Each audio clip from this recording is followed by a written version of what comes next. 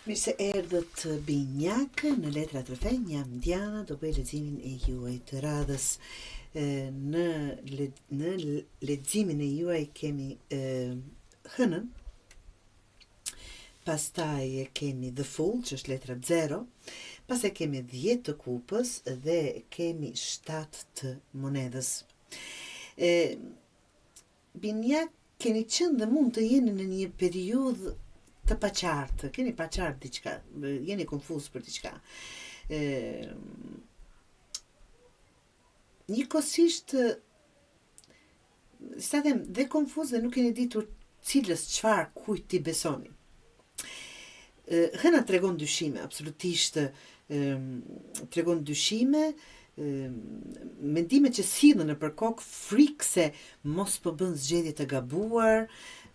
Pastaj vjen The Fool, që është dëshirë për të filluar diçka, po për të ndodhur diçka e re, nuk do thot patjetër me person të ri, po diçka e re ndryshe nga ajo që të jep më shumë vetbesim, por prapë keni qenë sikur të pasigurt apo plotësisht të sigurt.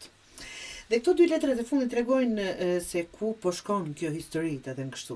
10 të kupës, kënaqësi, paqe, ndjenjë jam në vendin e duhur, po që më duhet më shumë punë për të arritur ku dua. Por edhe 7 të monedhës, vetëm nëse ke durimin dhe nuk nxitohesh, thot. Ky lexim nuk flet për fat të menjëhershëm, ta them ashtu, flet për zgjedhje të guximshme dhe pritje të mençur, do thot dal nga dal. Nëse këto letra do t'i merrim vetëm për dashuri, thot kështu: binjakët kanë dyshuar shumë. A jam duke pa realitetin, ashtu si që është në partnerin tim, apo jam duke idealizuar? A ja vlen të vazhdoj me këtë person, apo jam duke humbur kohë? Dhe letrat e tjetër, letra 0, tregon se brenda te ka dëshirë për një fillim, për një ndryshim pak më të lehtë, më të pastër, pa frikë të vjetër, nga kjo që je duke bartur.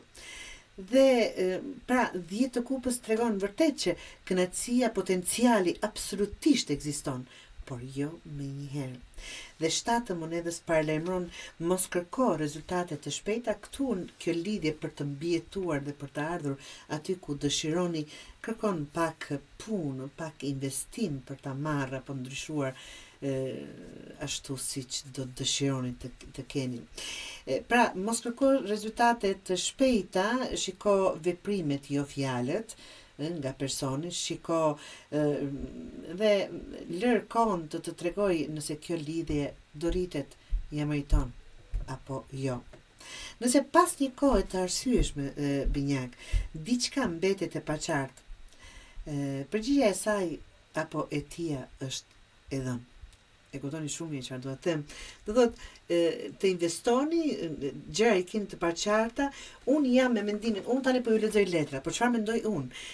Kur bëhen në një lidhje gjërat e paqarta, aty s'do mend apo nuk ka të paqarta në kuptimin asaj, nuk din çfarë ndjen për ty, nuk di çfarë qëllime ka, nuk di ku e ke, nuk di çfarë e ke, e kështu me radhë, aty është përgjigje në vetvete. Por që jam duke lexuar letrat dhe thot, do pakës investim për të kthyer këtë lidhje aty ku dëshironi. Dhe pasi keni bërë këtë gjë, nëse dëshironi të investoni absolutisht dhe nuk ka rezultate, e dini çfarë duhet bërë. Nëse këto letra do t'i lexoja për punë, çfarë thot?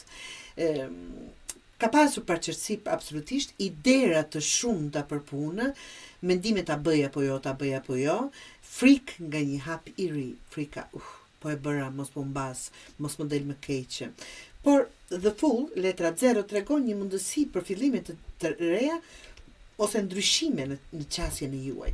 Jo domosdoshmërisht rrezik i madh, por diçka që të nxjerr nga kjo rutinë binjak që jeni futur.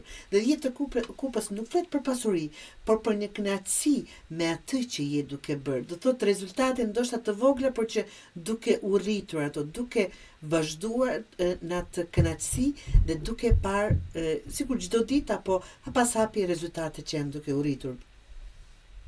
Dhe shtatë monedës tregon se fitimi vjen me kohë, jo me njëherë. Gjithë këtë gjërat që po ashu, rezultate të vogla, por fitimet apo drejtimin e duhur, fitimet më vonë.